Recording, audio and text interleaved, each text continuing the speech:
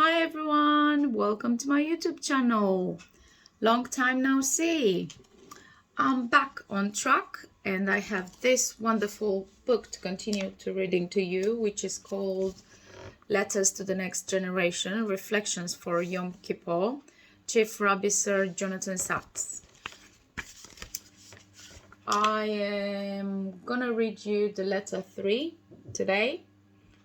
Please stay tuned in until I finish the letter. Maybe we find out something interesting together.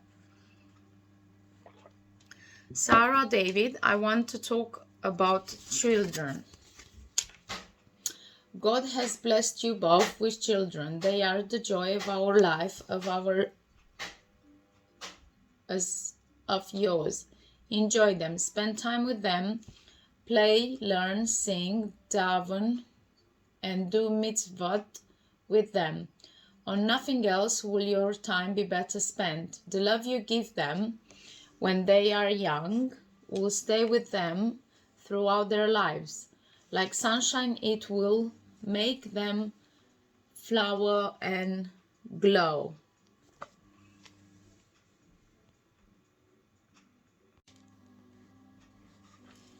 Having children is more than a gift, it's a responsibility.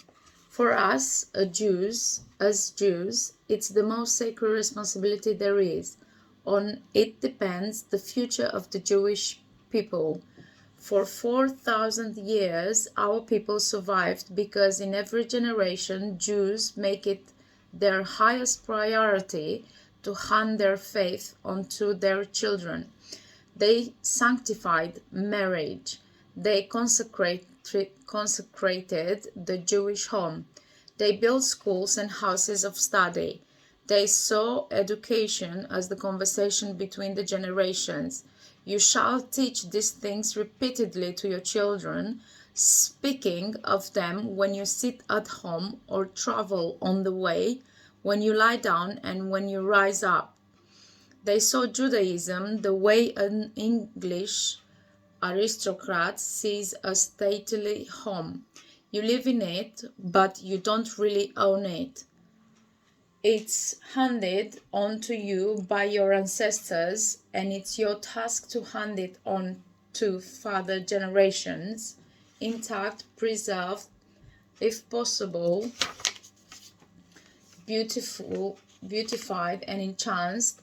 And you do so willingly because you know that this is your legacy. It's what makes your family different, special. To lose it, sell it, or let it fall into ruins would be a kind of betrayal. And that is the point. Today, on average, throughout the diaspora, one young Jew in two is deciding not to marry another Jew, build a Jewish home, have Jewish children, and continue the Jewish story. That is tragic. Your mother and I didn't spend too much time talking to you about our own family histories, but the truth is that virtually every Jew alive today has a history more remarkable than the greatest novel of family saga. It tells of how they were expelled from one country after another, how they lost everything and had to begin again. They were offered every blandishment to convert, but they said no. They sacrificed everything to have Jewish grandchildren. And today, when being a Jew demands almost no sacrifice, when we are freer to practice our faith than ever before, Jews are forgetting what it takes to have Jewish grandchildren. So how do you hand your values on? By showing your children what you love. Rabbi Moshe Algish, the 16th century rabbi, asked in his commentary to the Shema, how do we teach these things to our children? How can we be sure that they will learn? His reply, the answer lies in the verse 2 lines earlier. You shall love the Lord your God with all your heart, all your soul, and all your might. What we love, they will love. There are many reasons for the high rates of assimilation of Jewish life, but one is fundamental. We are heirs to several generations of Jews who were ambivalent about being Jewish. I don't pass judgment on them. Then came the Holocaust. Who could blame anyone in those days for saying, as did Heinrich Heine, Judaism isn't a religion, it's a misfortune. But we are long past those days.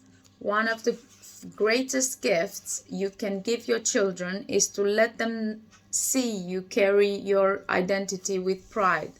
Your mother and I tried to show you as best as we could that for us, Judaism is our legacy, our stately home, our gift from those who create a life of justice, compassion, and love as a way of bringing the divine presence down from heaven to earth so that it etches our lives with the soft radiance of eternity.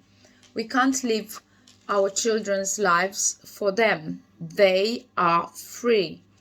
They will make their own choices, but we can show them what we love. If you want Jewish grandchildren, love Judaism and live in it with a sense of privilege and joy. I hope you enjoyed this book, and tomorrow I'm going to read you the next letter, which is letter 4, and it's called Jewish Education.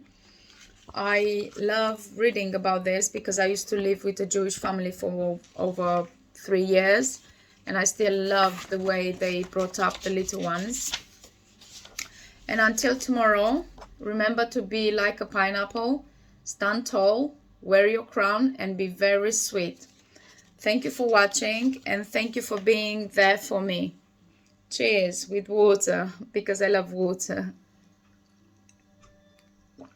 Bye everyone, and see you soon.